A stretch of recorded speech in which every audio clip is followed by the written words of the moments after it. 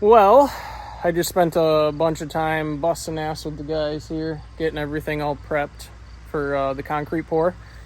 Semstone, thanks a lot, canceled the order on us, but we do have it all graded and ready to go. So before the concrete's in, now you guys can actually see this is the slab right off the back of the garage. It's gonna be like almost kind of like a little patio area. Garage is all graded.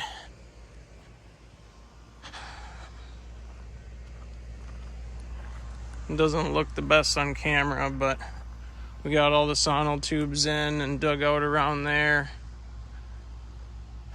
We dug down deeper for, if you guys can see that, it's hard to pick up on the camera, but this is dug down to 8-inch for the lift, for the lift posts, excuse me. So basically, it's going to be stronger concrete here because it's dug down lower. It's a hair lower in the middle, but it's lower where each post is going to sit. So that's going to kind of help with rigidity. But yeah, concrete's going to be poured right up to the top of this ledger board here. It's going to get a little apron on the front of it.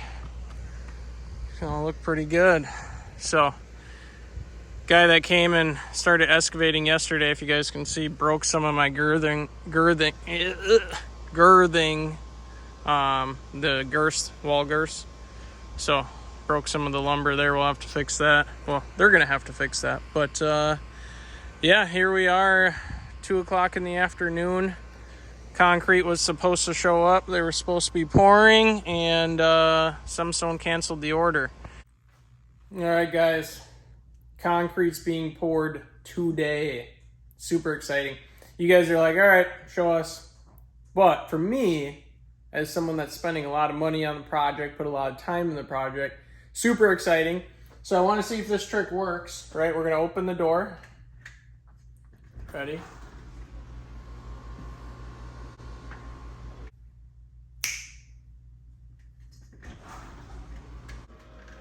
Look at that, it worked. Now, obviously, that was a sad attempt. As you guys can see, it's not even the same day. We're in a different shirt, beard's overgrown. But, nonetheless, concrete's done. In fact, it's already dirty because we've been working on it for a while. Boom! Look at that, guys. Look at that. So, definitely the least ideal day to film. The wind's blowing. I don't know if you guys are going to be able to hear me, but this pad's in. The shop is very close to being, well, it's ready for a framing inspection. Obviously, there's a lot more work to do. I'll have you guys check this out in here, though. Look at that. So, it's super echoey in here. You guys are going to have to deal with that. But, big story on the concrete. I got screwed. Look at the floor. So, I'm not going to get into all the details on this because this may become a legal matter. But, you know, you got to be careful when you're dealing with concrete contractors. They will tell you one thing and they will do another thing. So some of this is obviously just dirt and grime that's on the floor, but anyone with half a brain can see the finish on the floor. Not very ideal. In fact, I'm going to show you some areas that are just kind of ridiculous. I mean, look at this. So this deal, it's not completely sour, but I got absolutely screwed by the concrete company. Issues with the slab basically are the finish. I forgot about the rebar. There was supposed to be rebar in it. I don't know if the concrete guy forgot about the rebar or if he just didn't put rebar in.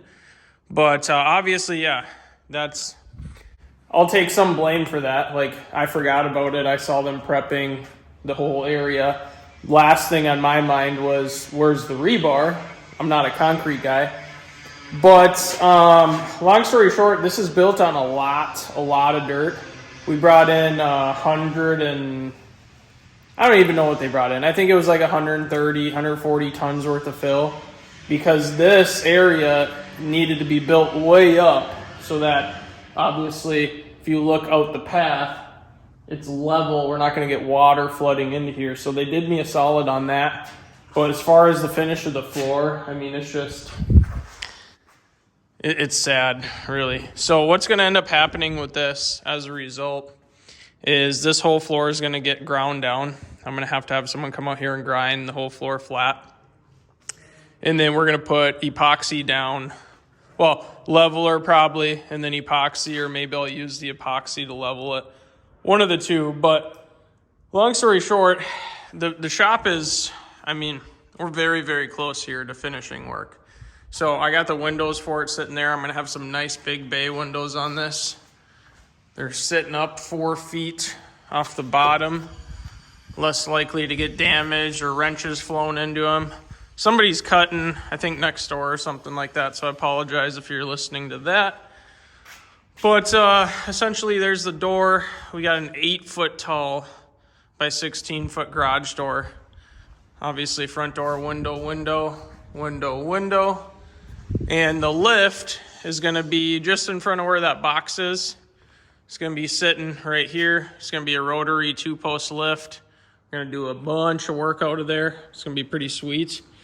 So for the inside, it will be, you guys will see the videos of how I'm finishing it. I'm not leaving it like this. It's not going to be just wood, and it's not going to be wood with insulation. It's going to be all finished in here.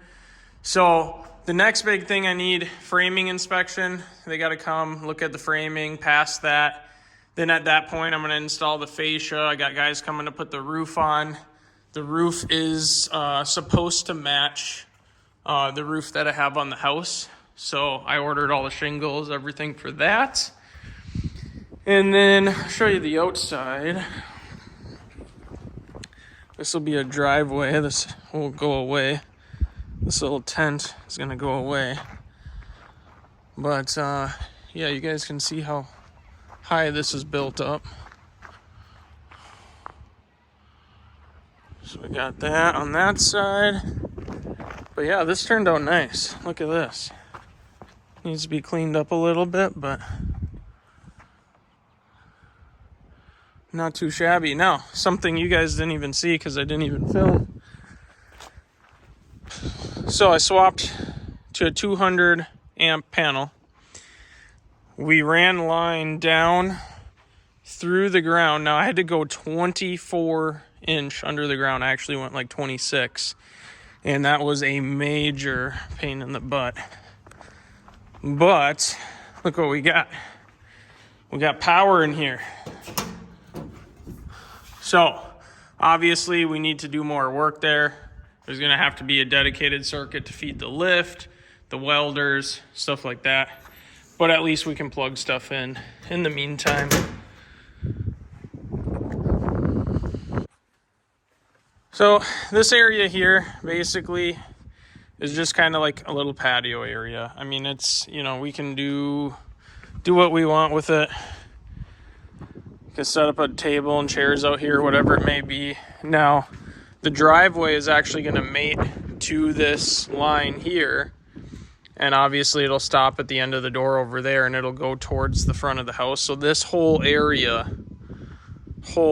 will be a, improved surface. I'm pretty sure I'm going to do asphalt, but some of the bids I'm getting are pretty expensive. So we'll see. It'll either be asphalt or the crushed asphalt, one of the two. But yeah, that's the update. So obviously the deal with the concrete company, it's pretty sour. The dude, see, this is why you got to be careful when you deal with contractors, because what he said he was going to do and what he actually did are completely different. Now, lucky for me, some of that's on paper. So it's on paper saying, hey, it should have had rebar. It's on paper saying it should have had a smooth machine finish was the language that was given to me on that. So looking at the slab, you know, anyone with half a brain can look at that and say, hey, that's not a smooth machine finish. He basically, his machine went down and he troweled it by hand. One pass, because it was late at night, and he kind of gave up on it and left, and now I'm left with it. So basically, I'm having to fight him over that. I do not like, swimming upstream or trying to cause controversy with contractors. They worked hard. They did a lot of work, but at the end of the day, I did not get what I paid for and what was actually on paper, what I was supposed to get. So we'll be handling that. I guess in hindsight, the good news with it is that when it's done and the epoxy's on the floor, that place will probably look a million times better than it would have if it was just polished concrete.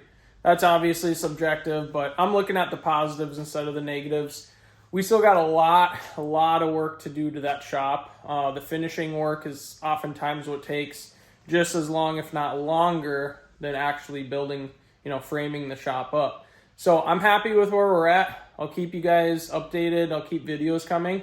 But from what I said on the earlier video, I'm actually doing a lot of the work. I'm trying to balance working at my main job as well as working on that with two buddies. All of that was done by two of my friends and some effort from me. I probably put about 30, 40 hours into it. They probably have 150 hours into it. So long story short, it's moving slower than I want it to. We're coming up on fall, so we got to kick it into gear. We got to really get this place going because once it starts snowing, I do not want to be working on the outside of the shop. So we'll keep you guys updated. Stay tuned. Make sure to like and subscribe. It helps me out a ton. I'm actually just started to make revenue from this channel. So you guys would be doing me a huge solid if you smash that like button, hit the subscribe button. Most of my videos aren't boring. Some of them are. You can decide. I'll see you later.